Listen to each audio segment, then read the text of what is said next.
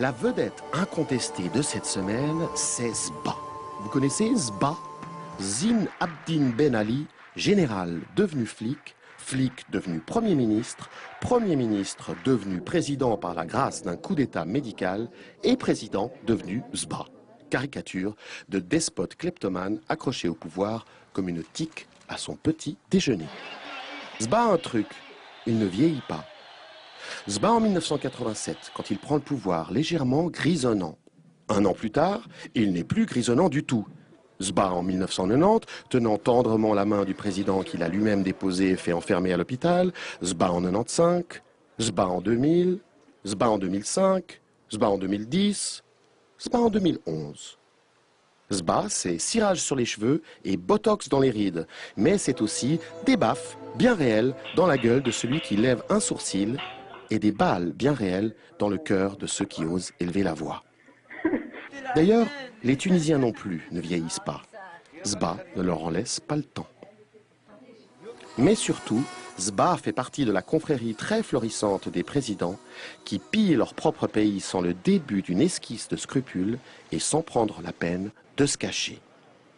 Tout ce qui est rentable en Tunisie, des écoles aux compagnies aériennes, des empires immobiliers, aux groupes de presse, des concessionnaires auto, aux clubs de foot, des banques, aux hôtels de luxe, tout a été distribué comme dans un conte de fées sinistre aux 4 maris des 4 filles du dictateur et à sa femme Leila et à la famille de celle-ci. Encore et encore et encore jusqu'à ce que...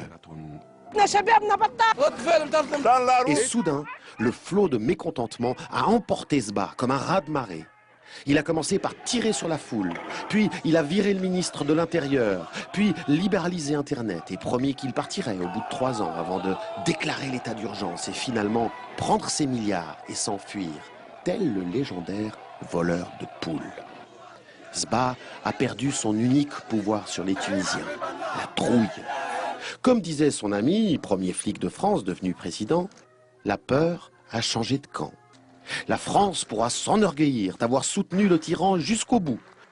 Et je ne vois pas au nom de quoi je me permettrais dans un pays où je suis venu en ami et qui me reçoit en ami de m'ériger en donneur de leçons. Au point où jeudi encore, la ministre des Affaires étrangères, MAM, proposait de prêter des flics français à ce pauvre Sba qui a fini par se barrer.